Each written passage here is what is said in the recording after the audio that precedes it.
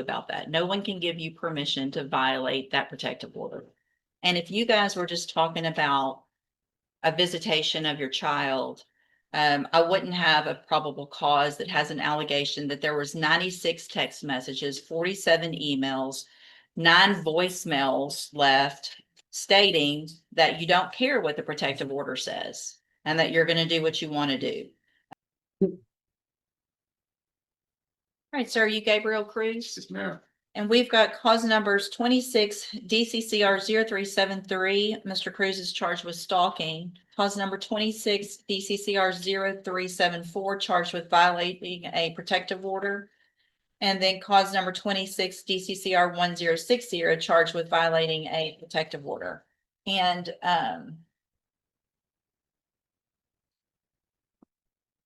the state has filed a motion asking that I increase the defendant's bond. Hold on, I need to see what the bonds are in each case. I believe they're 100,000 In all 3 cases? Well, individual, $100,000 in each individual. 300,000 total. That's Yes. what I need to know. Yeah. All right. And has not made bond in any of those. Is that He- correct? Or he He has? made bond in the first 2, and then he picked up the last new case, and he's in jail on that case, on that. He has not bonded out on that charge. And the last offense, it looks like has that same Vic- offense date. It was just indicted on, at least on my docket. Let me look at Oh, that. no, it's because- a different offense state. It's my understanding. Let me look. Oh, okay. Hold on a second. Offense date. It's not, okay. It's not. So the offense date in that last one is March 1st of 2026. That's right. So 2 weeks or so after the first alleged offense of violating a protective order. Mr. Coleman, you may proceed. Yeah, I filed a written motion. I have no doubt the court's reviewed it. I'll just hit the highlights if I may, Judge. The criminal history, I just would ask that the court reevaluate the bonds in light of this defendant's criminal history that includes the conspiracy to possess or distribute cocaine out of the federal court, 2010, unlawful carrying a weapon, Jefferson County, 1994, possession of controlled substance, 1998, an adjudication for possession of marijuana, state jail amount of marijuana, 1998, and a arrest for an aggravated assault that was ultimately dismissed. I think it's still probative in this setting, that history.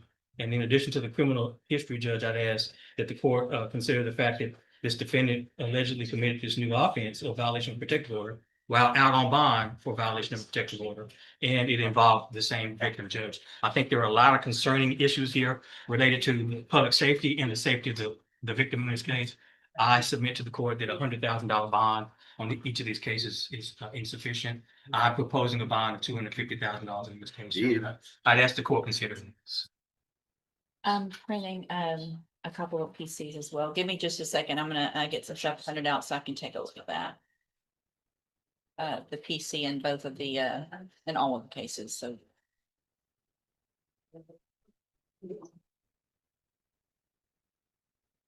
Mhm.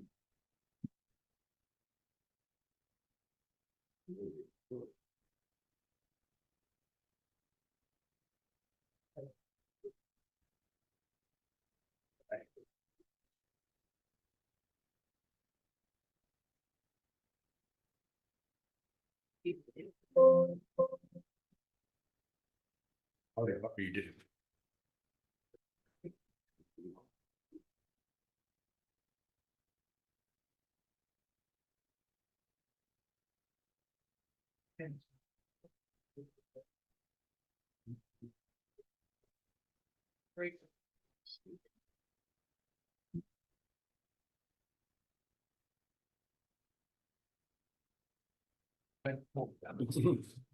No, Y'all stop talking. sorry.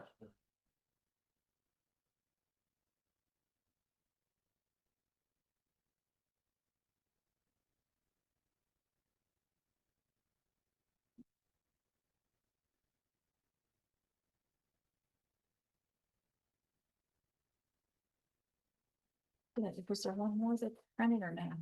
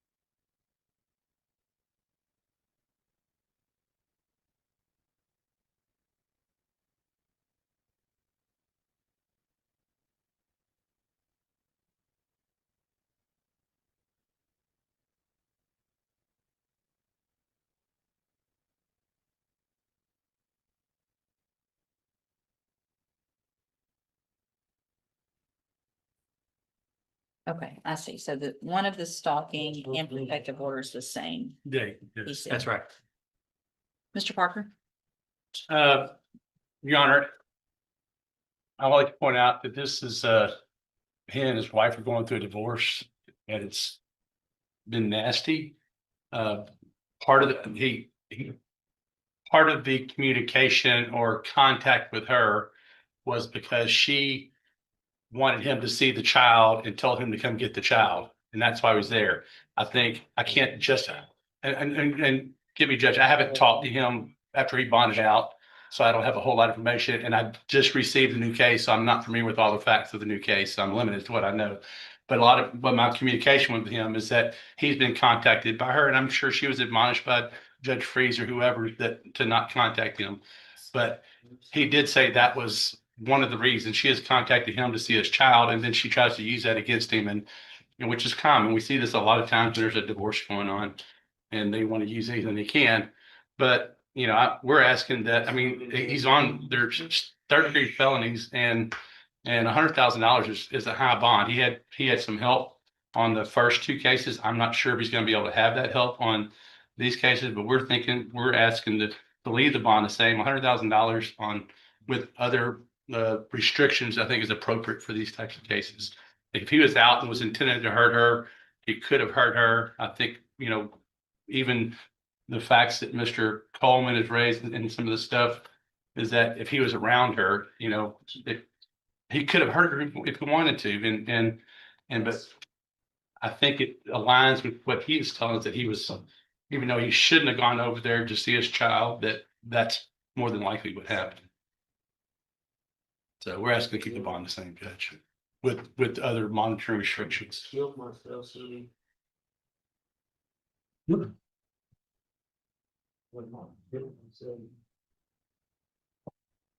Right, so Mr. Cruz,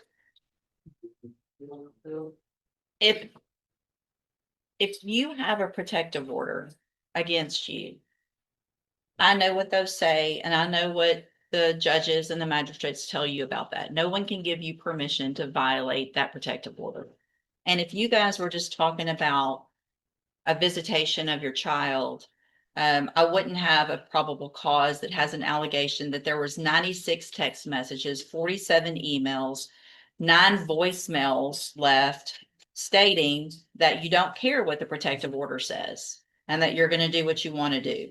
In addition to pulling in the driveway, that's on February 23rd. 2 weeks later, same thing, numerous calls, and the officers locate you in your vehicle a block away from the house driving past. So it obviously, regardless of whether you have already done anything to hurt her, my job is to make sure that that doesn't happen. And I feel like you have completely disregarded the protective order that was placed on you and the rules that were placed on you down in another court. And so at this time, I'm going to grant the state's motion I'm going to raise the bond and cause number 26 DCCR 1060, which is the last offense date of March 1st of 2026. I'm going to raise that bond to $250,000.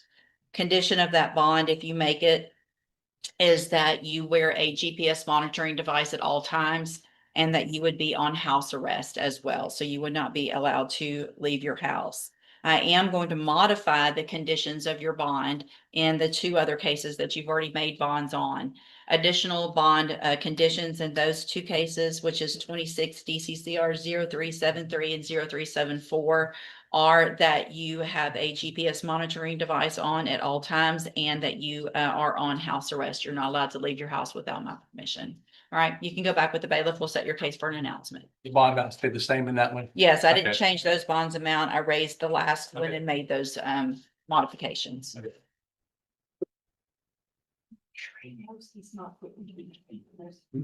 I did, hey, I understand.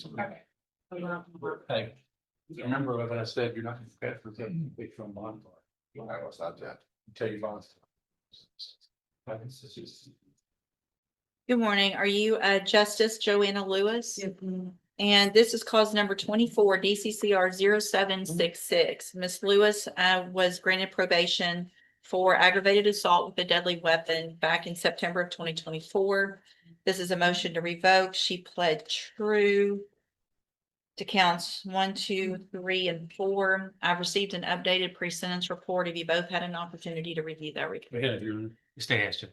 And this was unagreed, correct? Correct. Yes, Your Honor. All right, Mr.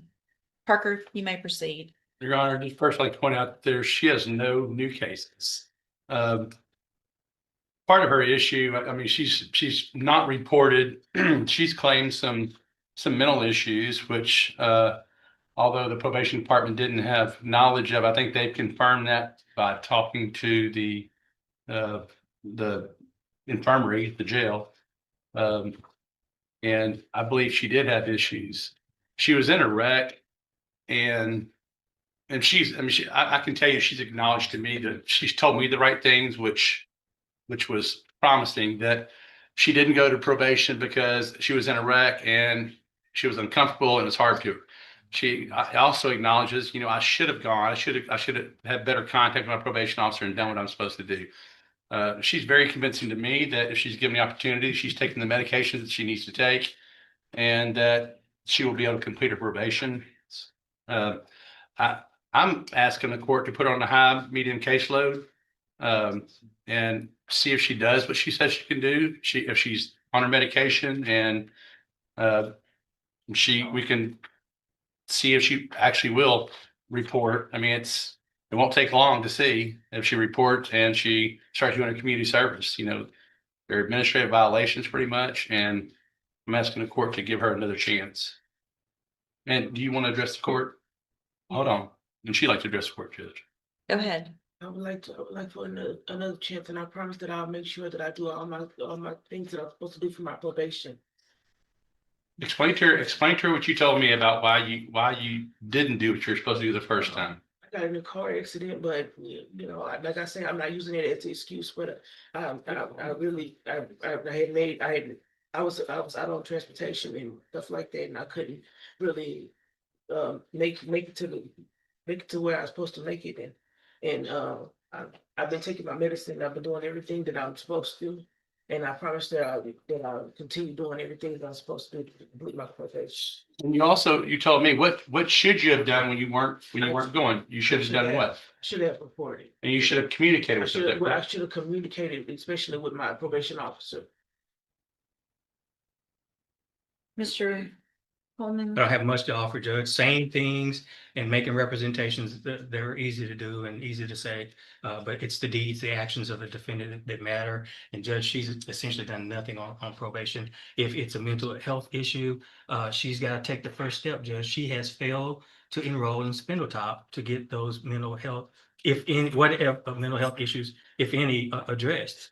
You can't do this probation for her, Judge. And the definition of insanity is doing the same thing over and over and expecting a different result. Putting her back on probation, given the fact that she's just utterly failed would be, in my opinion, doing insanity, doing the same thing, expecting a different result. She's just not going to. Her past behavior has indicated she's just not going to be successful at probation. Your Honor, I don't think that's fair representation because obviously the probation department didn't know she had a mental health issue. They acknowledged that. And when they do know that, they take steps to help these people that have problems. And she did take steps to get on medication, and she has improved by being on medication. I think with the assistance and the knowledge that the probation department has, that she has a mental health issue, and she actually is taking medication for these problems, it may help her. She may have a better chance. So I'm looking back at the original pre-sentence report from 2024. Mhm. And so it was noted in that pre-sentence report in 2024 that she had an appointment with Spindletop for a specific day that she failed to show for during the pre-sentence report, that time period. So it's not a surprise to anyone that there was some issues back then that weren't followed through with to go to Spindletop. That was ordered at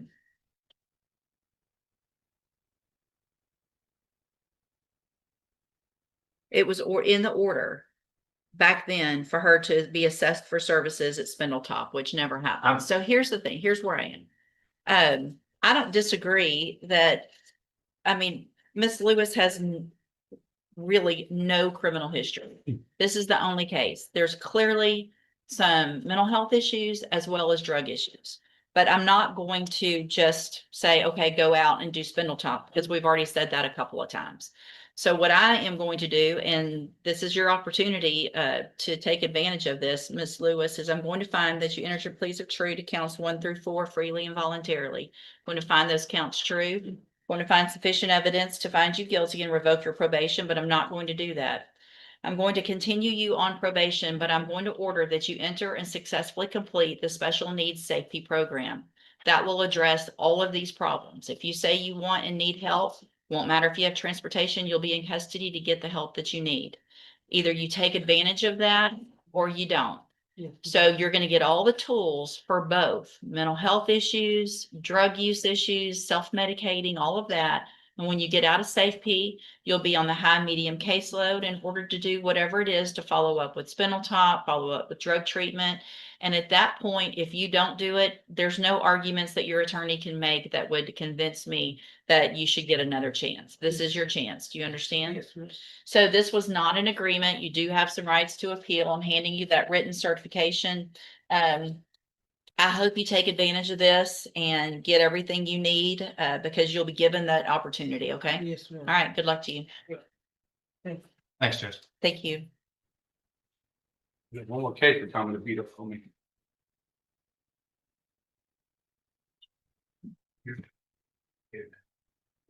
See, It's a, we're calling that, it's a bond. it's a bond hearing. Let me see what that one's.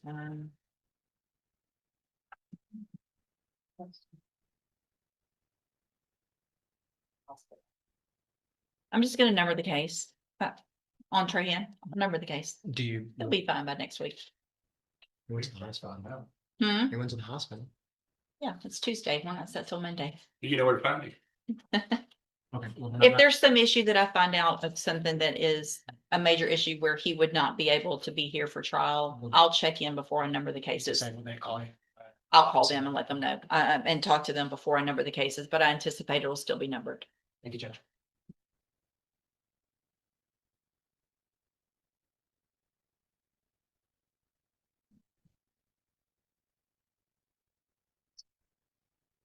All right, Mr. Parker. On Gabriel Cruz.